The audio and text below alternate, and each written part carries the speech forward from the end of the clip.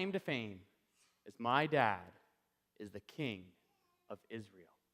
In fact, my dad is the first king of Israel. And it made perfect sense that we needed a king. Like, we spent years and years and years with all of those judges. And those judges would help us win some battles, and then we'd mess up and things would be bad for us. And we went up and down for so many years. And we looked around at the other nations that are around us and thought, what's different with them? What do they have that we don't have that they're gaining all the success? And then we realized they have kings. They have kings. We, Israel, we needed a king. And so my dad was chosen as king. Now, why my dad, you might ask? Well, my dad, he looks like a king. My dad is tall. In fact, he is taller than everybody else here. Kind of reminds me of this guy who was just standing up there just a few minutes ago. He's the tallest guy.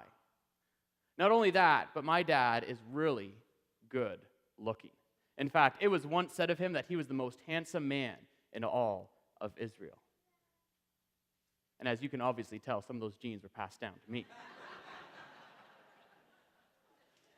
And my dad is tall, but he's not tall and skinny. My dad is tall and he is solid. And when he puts on his armor, he commands confidence. He commands respect. And my dad, as the king of Israel, walks with confidence. Because he's tall, he's big, he's impressive. And me as a kid growing up, I wanted to be just like my dad. Tall, handsome, impressive, confident, walking with some swagger. But there's a problem. Because although I should be the next king, I'm not going to be the next king. I won't be the next king. And what complicates the problem even more is my best friend is going to be the next king. My best friend is the next king of Israel. Not me, not heir to the throne. And you might ask, how does that work? You guys should be mortal enemies. You should want to kill your best friend because he is taking your spot on the throne. And many of you probably have heard of my best friend before. He's my other claim to fame. My best friend's name is David. And maybe some of you have heard of this David before.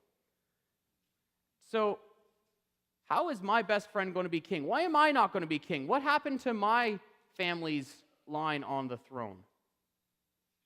And why am I 100% in support of David being the next king? Well, it all starts back. Once my dad became king, he did what we wanted a king to do. He led us into battle against the Philistines, and he won. And over again, I was there with my dad, and we had amazing victories against our enemies.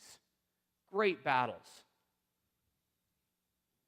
But my dad made a couple little mistakes. The first time it happened, Samuel, who is the prophet from God, he told us, before this battle, wait for me for 7 days, and I'm going to come, and I'll make the sacrifice before the battle so that the Lord will give the Philistines into your hands. And so we're waiting for 7 days. And when you really want to get into something, waiting for 7 days is a long time. Waiting a whole week seems like forever, seems like an eternity. And we're waiting and waiting. And Samuel doesn't come. And 7 days comes and 7 days go, and there's no Samuel. So what does my dad do? Well, he goes and he takes the burnt offering, he makes the sacrifice. And a few minutes later, Samuel arrives. Says to my dad, Saul, what have you done? What have you done? And my dad, the king of Israel, says, well, you didn't come in 7 days. We had to go into battle. We needed the Lord on our side. And Samuel says, because you've done that, your line of kings isn't going to continue. And that was mistake number one. Mistake number two happened. We were going to battle against the Amalekites. And the Amalekites were really evil people.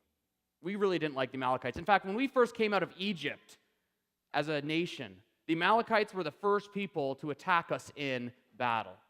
And God wanted us to go in and wipe out all the Amalekites. Every single one of them, all of their livestock, everything. Leave nothing alive. And we went and we destroyed them. We obliterated them. But my dad had this idea. Why don't we keep some of the best sheep? Why don't we keep some of the best livestock and make an offering to God? Like that, thank God for this great battle. And so we did. We kept some of the livestock. We kept the king alive. And Samuel shows up. And my dad was so excited when Samuel came there. He said, "Samuel, guess what? We did what the Lord told us to do." And Samuel says, "So what's the livestock that I hear going on over there? Why is there bleating of sheep?" And my dad explains, "Well, we thought it was such a great battle. We need to give a sacrifice to God. We need to make this sacrifice." And Samuel looked at my dad, the king of Israel, and said, "Today, God is sorry that he made you king of Israel. Today, God has rejected you as king and is going to choose his own king because you didn't listen to God. You didn't obey his commands. You took matters into your own hands." And Samuel, but sacrifice, like I was going to thank God. And he says to my dad, "God cares more about obedience to him than he does about your sacrifice." And that was the beginning of the end for my family as kings in Israel. Well, when Samuel told us that, when that news came to us, I was really upset. Like, who else is going to be the king of Israel? Like, my dad is the tall, big, good-looking, confident one who leads us into battle and defeats the Philistines. Who else in Israel can do the job that my dad has done? And then I heard Samuel takes his oil to go anoint the next king of Israel. And he went to this little place. You probably never heard of it. It's called Bethlehem. And he goes to this little place called Bethlehem and goes to this guy's house, some Jesse character, who has 8 sons, 8 of them, and gets him to line up all of his sons. And surely, the first son, the tallest, the biggest, he's going to be the king. But Samuel doesn't anoint him, nor the second, nor the third, and keeps on going down the line and doesn't anoint any of the boys, any of the sons of Jesse that are lined up there. And kind of wonders what's going on. Well, story has it that Jesse left his youngest son out in the field to tend the sheep because he didn't even think it was worth bringing him in, because there was no way that his youngest son, this guy David, would be king. There was no possibility of it. So they go and they get David in from tending the sheep. And Samuel says, "That's the one who will be the next king," and anoints him with oil. A shepherd, a boy. He's going to be the next king of Israel? He's going to take my dad's place? What does he have? He's small.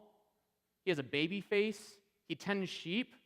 Where's his experience? Where's his confidence? How is he going to lead us? And I remember the first time I met David. My dad was being tormented by this evil spirit, and the only thing that seemed to calm my dad down was music. And they brought in David to play the harp. Are we serious?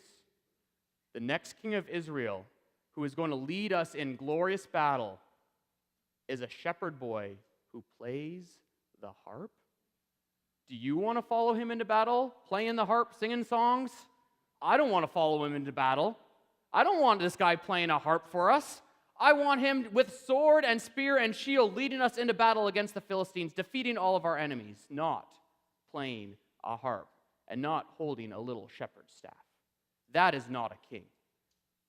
How insulting can it get? I know what it means to be a king. My dad's taught me I should be the next king. And I was livid when I met this David. I remember the next time that I met him, we're lined up in battle against the Philistines. The Philistines on one hill, we're on the other hill. And the Philistines have a pretty good idea, we thought. They'll send one of their men out, their great champion, and we'll send our best warrior out, our champion. Save a lot of bloodshed, save a lot of lives. Really short. Until we saw who the Philistines sent out. His name was Goliath of Gath. And even if you didn't even see him, the name Goliath is a little intimidating. And he walks out, and I'm sure that the ground was shaking as he walked, because this guy was almost 10 feet tall. I don't even know if I could touch his head. That is how tall he was. If I jumped, I could not touch the top of his head. And when he walked out, not only was he tall, but he was big, and he had lots of armor on. In fact, his armor weighed more than I do. And his shield was so big, he had someone else carry his shield for him. It was like taking your dining room table out in front of you. And that was the guy in front of this Goliath. And he walks out. And he's so big, he doesn't even have to move fast. When you have that much armor, when you're that big, when you're that strong, why do you need to move very fast? And he walks out. And he calls out to us and says, "Today I defy the army of Israel. Today I defy your ranks. Give me a man that we should fight." I looked at the guy next to me, and the other guy on the other side. "You going?" "No." "You going?" "No. Why would I go?" Dad, you're the biggest guy here. You going?" "No." And that day was the first time I saw my dad's confidence fail. That day was the first time I saw Israel's confidence in its king fail. And we had no idea what we were going to do. My dad had a pretty good idea. Why don't we bribe someone to go out and do it? And so my dad offers riches to the man who goes and defeats Goliath. He offers my sister's hand in marriage to the man who goes and defeats Goliath. And he offers tax-free for his family for the man who goes and defeats Goliath. I would have done it just for the tax break alone. And nobody took it. Nobody took the offer. And for 40 days, every day, Goliath. "Send me a man who I might fight. I defy the ranks of Israel today. Send out a man that I would fight him." And nobody for 40 days. And then David showed up. Harp-playing shepherd boy David. What was he doing while we were doing the men's work? Sort of. What was he doing? He was tending sheep.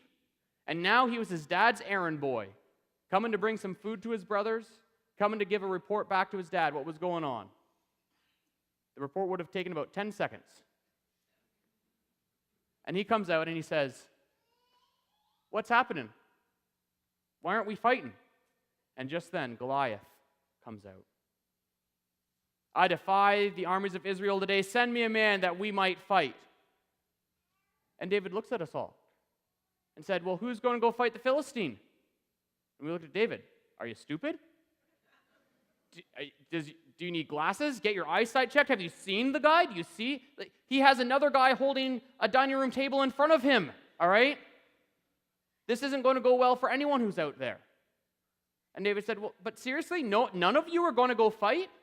And we started getting pretty mad at David. Like, he's a shepherd boy who plays the harp. What does he know about battle? What does he know about fighting? And the next thing you know, he's in my dad's tent, talking to my dad. And he finds out that there's some, sweet deals for the guy who goes and fights Goliath. Doesn't seem to care about those. And just comes right into our tent and says, "I'll go fight him." David, you're going to go fight him? Seriously? You're a boy. You have what, a sling and a stick? You protect sheep? Goliath is the biggest, most powerful warrior we've ever seen. He's fought since he was a kid. And you, David, the shepherd boy who plays the harp, what are you going to do? Sing him to sleep? Like, seriously. And my dad said, well, no one else has come forward. Here, take my armor. And David puts on my dad's armor. Too big for him. Too awkward. David could barely move. When you're Goliath size, it's okay if you can barely move. You can just swing and take out 5 people at once. You don't need to move anywhere. When you have a dining room table in front of you, nothing's hitting you. And he said, it's okay. I don't need it. I don't need the armor. I'll just take my sling. I'll just take some rocks and my staff. That's all I need. So this is the guy who's going to lead us into battle in the future. Rocks and a staff. It's great military strategy. But then I realized something. If this is the guy who's supposed to be the next king, he's guaranteed to die going against Goliath. And then I'm on the throne again next. This actually might work out pretty good. My dad actually has like a good idea here. This is going to work out pretty good for our family. And so David goes out and he gets 5 stones out of a brook, puts them in a pouch, and heads off into the valley. And Goliath comes out. I defy the armies of Israel today. Send me a man that we might fight. And Goliath walks out, and David walks out. And Goliath looks down. I think he laughed harder than our family did when David said he was going to fight. Looks down at David. You come at me with sticks? Am I a dog? Come here, boy. Let me give your flesh to the birds of the air and the beasts of the field. And David looks right back at him. And I've learned something when I was growing up. When there is someone who is bigger than you and stronger than you, insulting them doesn't usually work out so well. Because then you get beat even worse than before.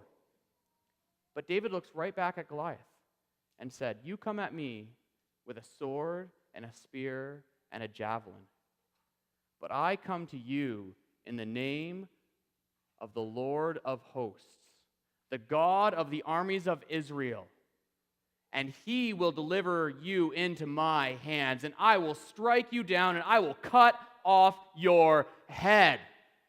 And then God will give the host of the Philistines into our hands. We will strike them down, and we will give their bodies to the birds of the air and to the beasts of the earth, that you might know, that all the earth would know that there is a God in Israel, and that all this assembly will know that the Lord saves not with spear and sword,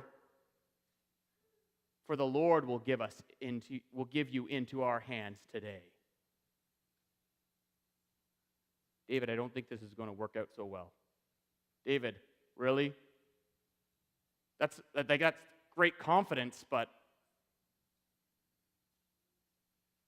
insulting him is not going to help. And it's true, because all it did was make Goliath mad, make him angry. And he starts marching towards David.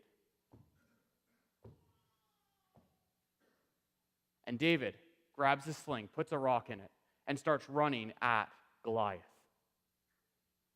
And I'm kind of have mixed emotions here, because I'm pretty glad to see David off here, because then I'm next on line for the throne. But at the same time, if we lose, it's not good for us. If David dies, we lose the battle. We're then enslaved to the Philistines once again. And Goliath marches, and David runs, and he's swinging his sling, swinging it, swinging it, swinging it. And as he gets close to Goliath, one last step, lets it go. And I expect it to ricochet off the dining room table. I expect it to bounce off Goliath, and Goliath just to laugh. And the rock flies through the air. And we all hold our breath. The silence was deafening. And I watched this rock right into Goliath's forehead. And Goliath stumbles back, stumbles, and falls.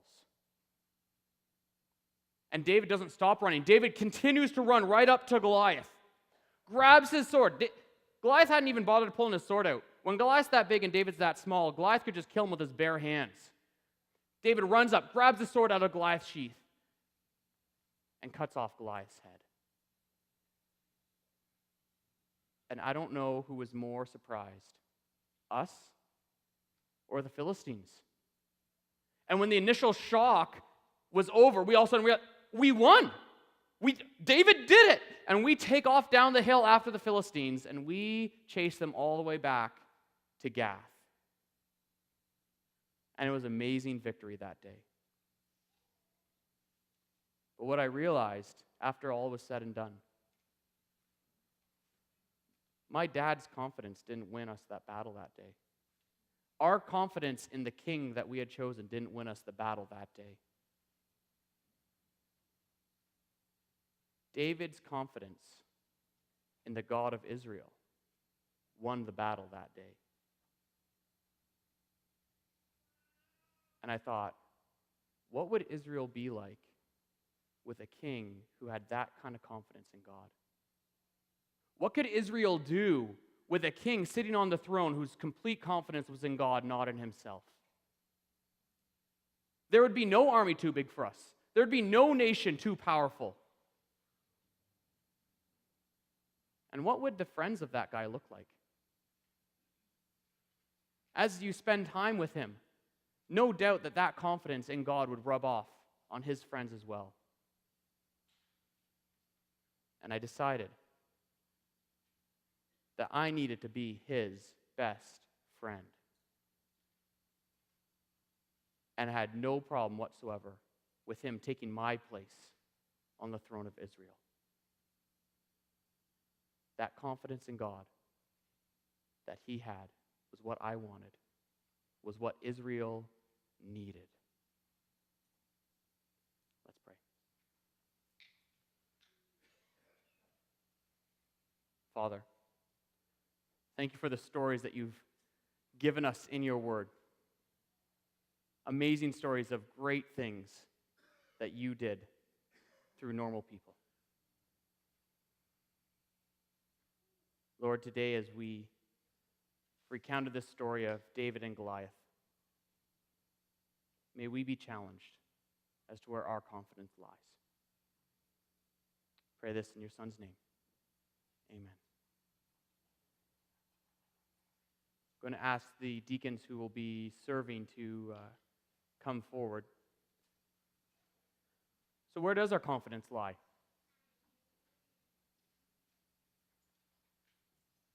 It's really tempting to be confident in who we are. Really tempting to be confident in the grades that we get in school. Maybe we're good at music or sports or acting. Really easy to be confident in those things. Easy to be confident in our jobs. Easy to be confident in the money we make. Easy to be confident in the family we're a part of.